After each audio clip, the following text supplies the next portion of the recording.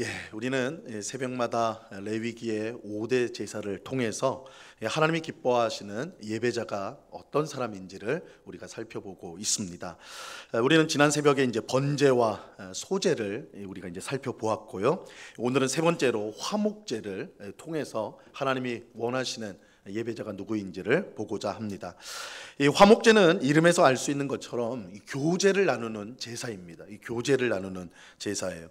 누구와의 교제이겠습니까? 그러니까 제사니까 우리가 딱 제사하면 그 하나님 앞에 드리는 거니까 이 화목제는 하나님과의 교제를 위해서 드리는 것이구나 이렇게 생각하기 쉬운데, 물론 하나님과의 교제가 우선이겠죠. 그런데 같이 가는 게 있어요. 바로 성도들과 이웃들과 함께 교제하는 제사. 그래서 이 화목제는 하나님뿐만 아니라 이웃과 함께 교제를 나누는 제사입니다.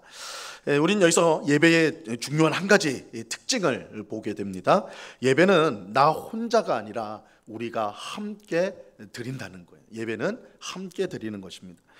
물론 우리는 혼자서도 예배를 할 수가 있습니다. 하나님 앞에 혼자 예배 드릴 수 있어요. 하지만 하나님은 자신의 백성이 하나가 되어서 함께 예배하는 것을 기쁘게 여기십니다. 이 요한계시록에 보면 완성된 예배의 모습, 가장 충만한 예배의 모습을 보여주는데요, 하늘에서 드리는 천상의 예배를 보여주는 장면이 나와요.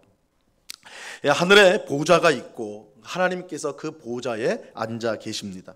또 어린 양 예수님과 성령님이 함께 계세요. 예배의 대상이 되시는 삼위일체 하나님이 계세요. 그리고 하나님 보좌 옆으로 24보좌가 24개의 또 의자가 쫙 있는데 거기에는 장로들이 있습니다. 또 보좌 앞에는 네 생물이 있어요. 이 네 생물은 밤낮 쉬지 않고 보좌에 앉으신 하나님을 계속해서 찬양을 올려드려요. 그리고 24장로들, 24보좌에 앉아있는 장로들도 하나님 앞에 경배하며 찬송을 올려드립니다. 근데 이들만 예배하는 것이 아니에요. 이 보좌를 둘러선 수천의 천사들이 있어서 그들도 함께 찬송을 드립니다. 그리고 아무도 능히 셀 수 없는 큰 무리, 이 성도들이겠죠. 모든 온 교회 성도들이 함께 하나님을 찬송하고 경배를 드려요. 자, 이것이 하늘에서 있게 될 천상의 예배, 이 완성된 예배의 모습입니다. 이 예배는 이처럼 모든 백성, 모든 피조물이 함께 하나님께 영광을 돌리는 것입니다. 그러므로 우리는 예배를 드릴 때 하나님을 바라봐야 하지만 동시에 함께 예배하는 성도들을 바라볼 수 있어야 합니다. 예배는 하나님만 바라보는 것이 아니라, 물론 가장 주된 건 하나님이에요. 우리의 예배를 받으신 분은 하나님이시니까. 그러나 하나님을 바라본과 동시에 옆에 있는 성도들을 바라봐야 돼요. 왜냐하면 함께 하나님을 예배하는 사람들이기 때문에 함께, 그죠? 자, 이것을 가장 잘 보여주는 제사가 바로 화목제입니다. 화목제. 여러분, 화목제를 표현하는 가장 중요한 단어가 있습니다. 그래서 여러분이 성경을 보시다가 화목제가 나오면 딱 이 단어를 떠올리셔야 돼요. 굉장히 중요한 단어인데 뭐냐? 이 화목제를 가장 잘 표현하는 단어, 잔치라는 단어입니다. 잔치. 그래서 화목제가 딱 나오면 잔치구나. 잔치를 딱 생각을 하셔야 돼요. 여러분, 화목제는 잔치예요. 잔치. 이 잔치가 무엇입니까? 모두가 어울려서 함께 즐거운 시간을 보내는 곳이 잔치죠. 맛있는 음식 먹으면서 함께 즐거운 이야기 나누고 함께 교제 나누는 거, 이게 잔치 아닙니까? 잔치. 화목제가 바로 그렇습니다. 이 화목제가 잔치의 성격을 갖고 있다는 사실은 이 화목제 때 드리는 이 제물을 어떻게 처리하는가, 그것을 보면 우리가 분명히 알 수가 있는데요. 이 번제의 경우에는 어떻게 한다고 그랬어요? 이 번제의 경우는 짐승, 가축을 가져오면 그 가죽을 벗겨가지고 가죽은 제사장에 주고 나머지는 어떻게 해요? 다 불태우죠. 전체를 불태우게 됩니다. 이게 남김없이 다 태워요, 번제 때는.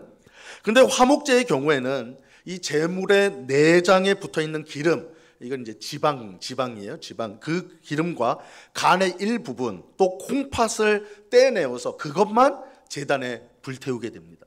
그럼 나머지 고기는 어떻게 되는가? 일부는 제사장들에게, 이 제사를 집례한 제사장들에게 돌리게 되고, 나머지 대부분의 고기는 제사를 드린 사람에게 다시 돌려줘요. 그러니까 화목제는 내가 하나님 앞에 제물을 드리는데 그 제물의 대부분이 다시 돌아옵니다. 좀 받게 되는 거예요. 자, 그런데 하나님은 그 받은 고기를 먹을 수 있는 시간을 정하셨어요. 그 고기를 먹어야 되는데, 화목제를 드린 고기를, 나머지 고기는 받아서 먹어야 되는데 그 먹는 시간을 하나님께서 정하셨어요. 그래서 하루 혹은 이틀 안에는, 이제 제사가 화목제 안에 이제 세 가지, 감사제, 뭐 소원제, 뭐 이래 가지고 세 가지 제사가 들어가 있는데, 이 세 가지 제사의 이 제물을 먹는 시간이 한정돼 있어요. 하루 혹은 이틀 안에 다 먹어야 했습니다. 만약 이 시간을 넘겨 가지고 고기를 먹는다, 그죠? 이틀이나 3일 되는 날에 고기를 먹는다. 그러면 그 화목제 자체가, 하나님 앞에 드리는 화목제 자체가 하나님 앞에 가증히 여김을 받게 돼요. 또 3일째 그 고기를 먹는 사람은 죄를 짓게 되는 거예요. 그러니까 절대, 그러니까 화목제에서 받은 고기는 그 제한 시간, 하루 혹은 이틀 안에는 다 먹어야 되는 겁니다. 다 먹어야 돼요. 그러니까 어떻게 해야 됩니까? 그거 어떻게 처리해야 돼요? 혼자 먹을 수 없잖아요, 그죠? 혼자 먹을 수 없으니까 가족이 다 모여가지고 먹는 거예요. 가족이 다 같이 모여 먹는 거예요. 그런데 만약에 여러분 화목제로 소를 드렸다고 생각을 해보세요. 화목제 제물로 소를 드렸어요. 소는 고기가 어마어마하잖아요, 그죠? 그럼 그 고기를 하루 혹은 이틀 다 빨리 처리를 해야 된단 말이에요. 다 먹어야 된단 말이에요. 근데 가족으로는 아무리 대가족이어도 그거 되는 게 아니에요, 그죠? 그럼 어떻게 해야 됩니까? 어떻게 돼요? 그날은 마을 잔치가 열리는 거예요. 마을 잔치가. 누군가 소를 가지고 화목제를 드렸다, 그 소문이 나면, 야, 오늘 고기 먹는 날이구나, 이렇게 되는 거예요. 그 마을은 잔치가 열리는 거예요. 그 화목제를 드린 소를 가지고, 그 고기를 가지고 마을 사람들이 다 같이 모여가지고 먹는 거예요. 이 고기가, 이 고대, 제가 번제 말씀드릴 때도 말씀드렸지만, 고기가 어마어마하게 귀한 거였거든요, 고대 사회에.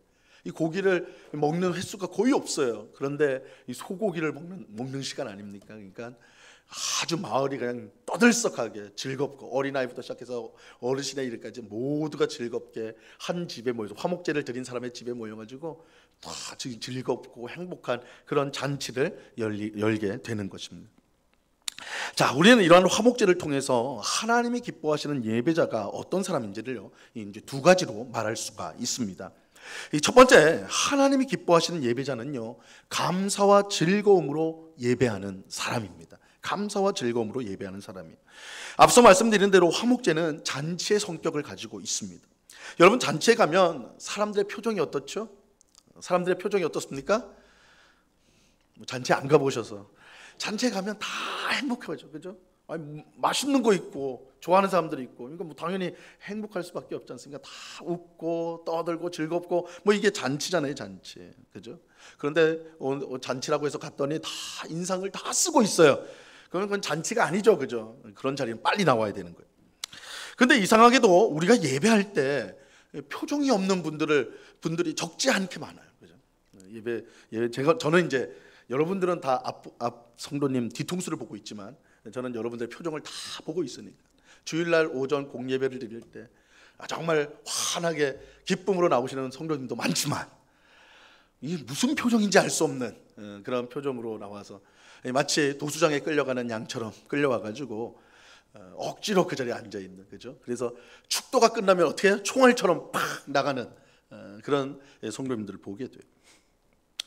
하지만 하나님은 우리가 즐겁게 예배하기를 바라세요. 즐겁게 예배하기를 바라세요.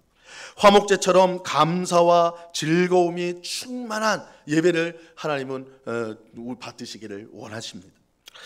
물론 이것은 예배당에 들어오면 억지로라도 웃어야 된다, 그런 뜻은 아니에요. 막 인상 쓰면 인상 쓰지 마세요, 그럴 수는 없는 거예요, 그렇죠? 그럴 수 않아요. 마음은 전혀 그렇지 않은데, 너무 힘들어 죽겠는데 그냥 예배는 웃어야 된다고 그래서 그냥 웃고 있으면 그거 바람직한 건 아닐 거예요. 그거는 하나님 기뻐하시는 것이 아니라 하나님 미워하는 위선이에요. 하나님은 우리에게 연기를 하라고 말씀하시는 건 아닙니다. 우리는 하나님 앞에서 언제나 진실해야 되죠.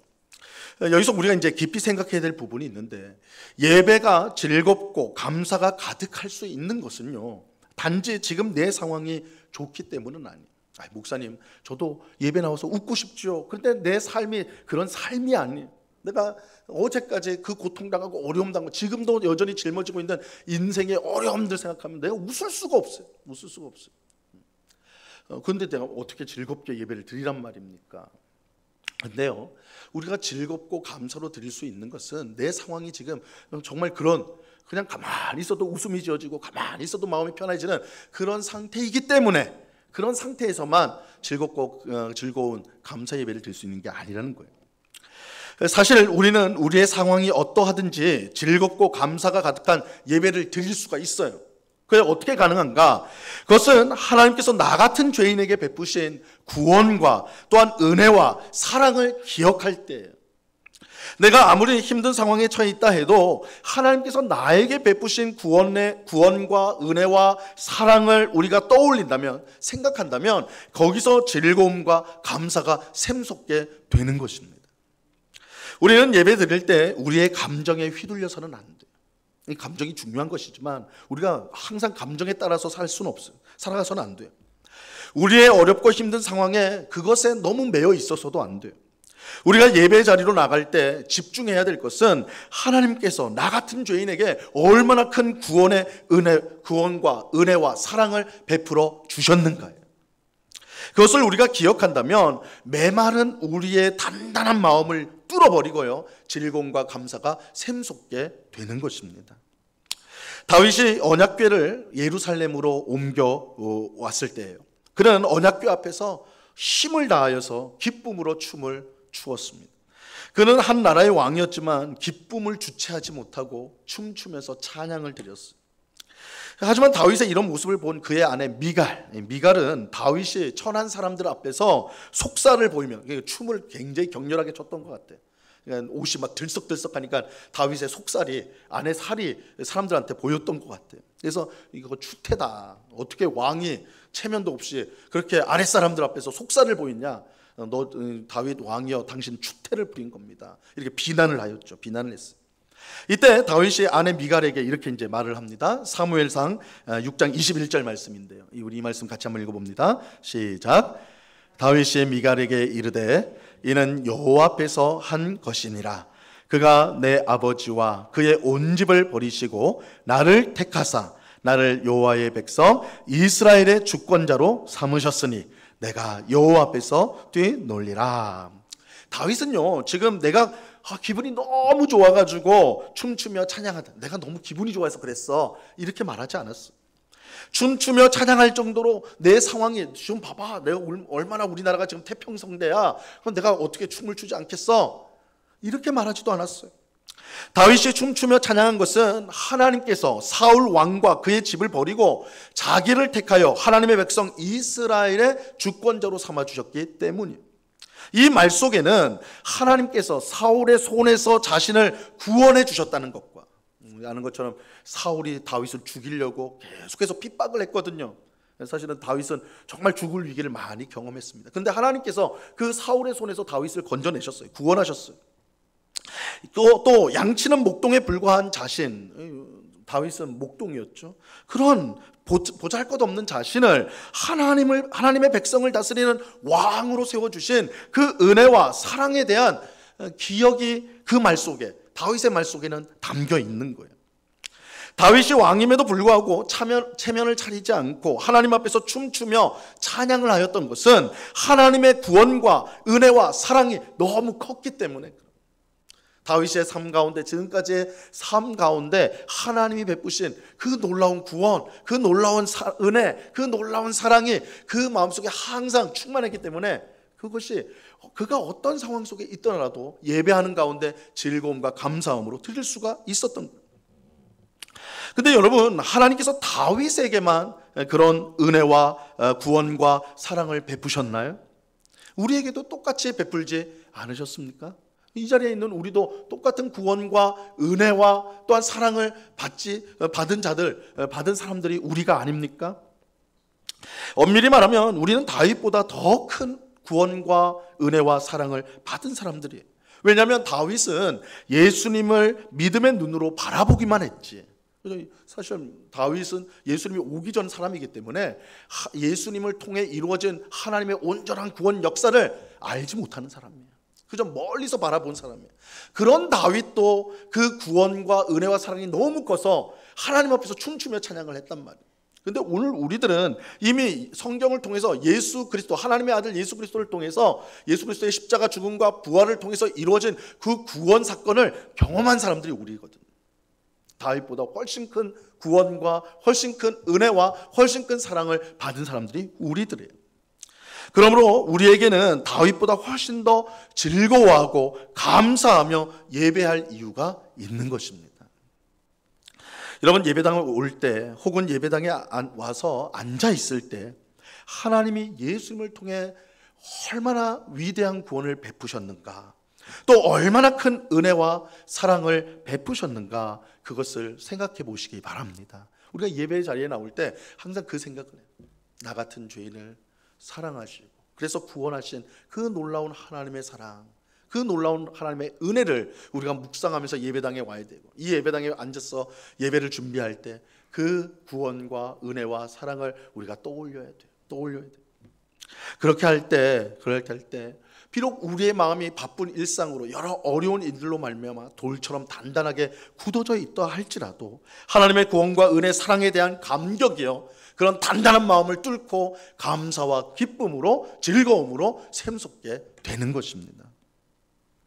여러분, 하나님은 우리가 즐거워하고 감사하며 예배하기를 원하세요. 감사로 제사하는 자를 하나님 기뻐하신다고 그랬어요. 감사로 예배하는 자가 하나님을 영화롭게 한다고 그랬어요. 즐거움과 감사로 예배할 때 하나님 기뻐하세요. 내가 지금 처한 상황과 감정에 휘둘리지 말고 이미 내게 베푸신 은혜를, 내게 베푸신 그 놀라운 은혜, 놀라운 사랑, 그 위대한 구원을 우리가 항상 생각하며 기억하면서 즐거움과 감사함으로 예배드리는 우리 모두가 되기를 바랍니다. 두 번째로 하나님이 기뻐하시는 예배자는요, 이웃과 화목한 사람이에요. 이웃과 화목한 사람.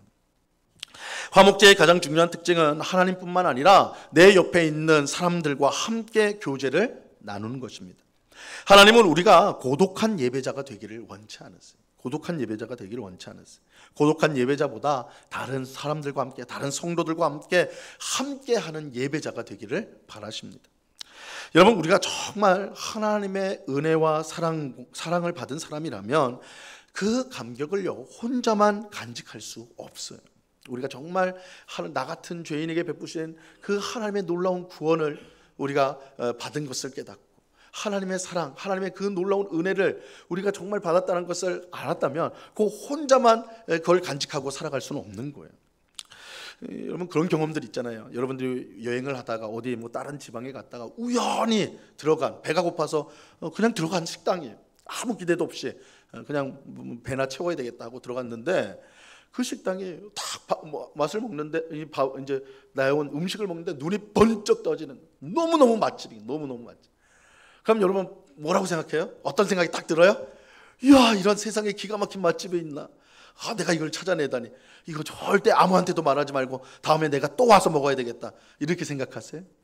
간혹 그런 분도 있을지 모르겠어. 안 그렇죠? 딱 그 맛있는 음식 먹고는 번뜩 누가 떠올라요? 사랑하는 가족이 떠오르죠. 사랑하는 사람들이 떠오르죠. 그렇죠? 친구들이 떠오르죠. 야, 다음에는 같이 와야 되겠다, 함께 먹어야 되겠다, 이런 마음이 드는 게 당연한 거 아니겠어요? 그렇죠? 정말 좋은 것을 알게 되면 당연히 주변 사람들에게 알리고 싶은 마음이 드는 거예요. 하나님의 놀라운 은혜와 사랑을 경험한 성도도 마찬가지. 그 감격을 혼자 간직할 수가 없습니다. 그래서 어떻게 하느냐? 주변 사람들에게 알리게 돼 있어요. 그걸 전하게 되어 있단 말이에요. 여러분, 다윗이 그랬습니다. 다윗은 목숨을 잃을 위기에 처했지만 하나님의 은혜로 구원을 받았을 때 그 감격을 혼자 주체할 수가 없었어요. 그래서 이렇게 말하였습니다. 시편 34편 2절과 3절 말씀인데요, 이 말씀 같이 읽어봅니다. 시작. 내 영혼이 여호와를 자랑하리니 공고한 자들이 이를 듣고 기뻐하리로다. 나와 함께 여호와를 광대하시다 하며 함께 그의 이름을 높이세. 다윗이 지금 뭐라고 하고 있어요? 나와 함께 여호와를 광대하다고 우리 같이 말하십시다. 그죠? 광대하다고 합시다. 나와 함께 하나님의 이름을 높이십시다. 구원은 다윗이 받았어요. 은혜는 다윗이 받았어요. 그러나 다윗이 혼자 찬양하고 혼자 하나님을 높인 게 아니에요. 그 감격이 너무 크니까 옆에 있는 사람들에게 같이 하나님을 찬양하십시다. 하나님의 구원, 하나님의 놀라운 은혜, 하나님의 사랑을 우리 같이 찬송합시다. 다윗이 그렇게 말하고 있는 거예요. 우리는 예배 시간에 하나님께만 말하는 게 아닙니다. 이 서로를 향해서도 말하게 돼요. 에베소서 5장 19절에 보면 이 성령으로 충만한 성도가 예배 시간에 무엇을 말해야 되는지에 대해서 알려주고 있는데요. 이 말씀도 같이 한번 읽어봅니다. 시작. 시와 찬송과 신령한 노래들로 서로 화답하며 너희의 마음으로 주께 노래하며 찬송하며. 자, 이 보세요. 시와 찬송과 신령한 노래를 하나님께 부르라 그렇게 해요? 아니죠. 어떻게 하라고요? 서로 화답하라. 서로 화답하라. 서로가 누구예요? 옆에 있는 성도들이요.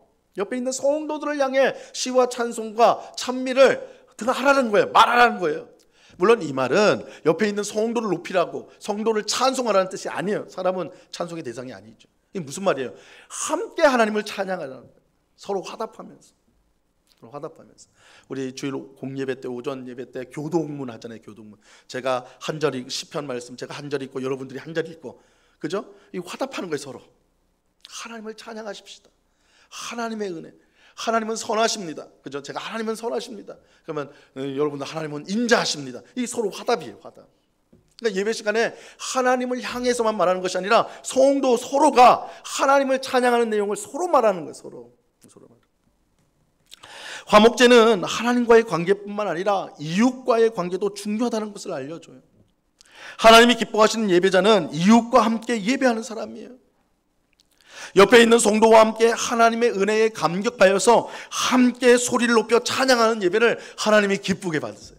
그래서 성령 충만한 성도는 서로 시와 찬미와 신령한 노래들로 서로 화답한다 그러잖아요. 그렇죠? 너무 감격이 커서 하나님은 이렇게 복된 분이세요. 그러면 그 상대방이 그 들은 말이 정말 하나님 그런 분이세요. 서로 간증하듯이 함께 찬양을 하는 것입니다.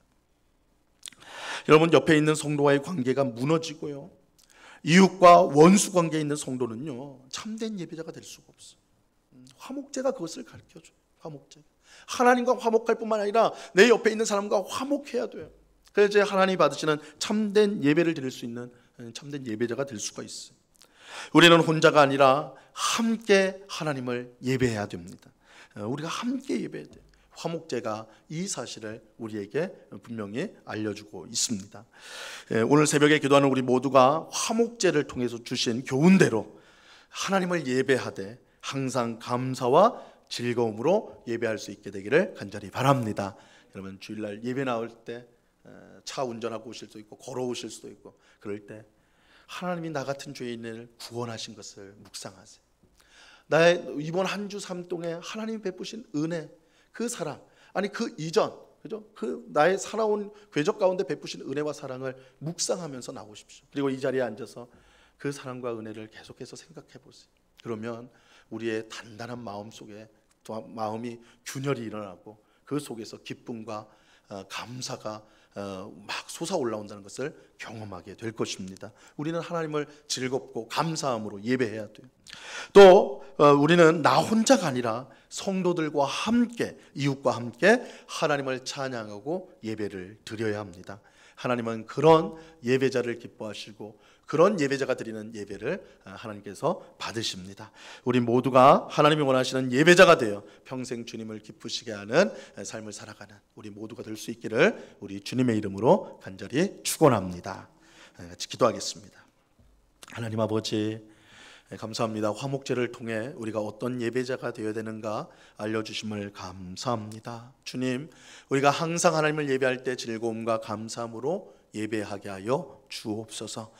정말 우리의 삶이 바쁘고 또 여러 답답하고 힘든 일들로 가득 찬 것을 보게 됩니다. 그래서 어떨 때는 예배조차 우리의 의무감으로 마지못해서 나오는 자리가 될 때가 많은 것도 현실입니다.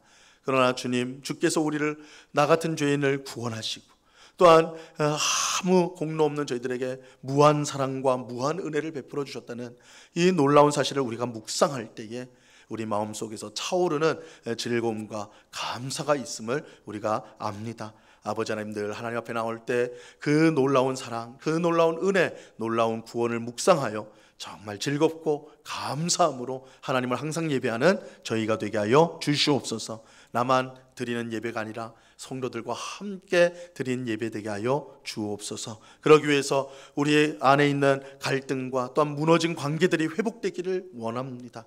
오해로, 또한 서로 잘못된 생각으로, 또한 그렇게 다툼과 여러 어려움이 있었다면 주님의 은혜로 회복되게 하옵시고, 그래서 나만이 아니라 함께 하나님을 고백하며 찬송하며 함께 하나님께 영광을 올려드리는 그런 복된 예배를 드리는 저희 모두가 되게 하여 주시옵소서. 그렇게 우리를 인도하여 주시는 주님께 감사와 찬송을 올려드리오며 예수 그리스도 이름으로 기도드리옵나이다.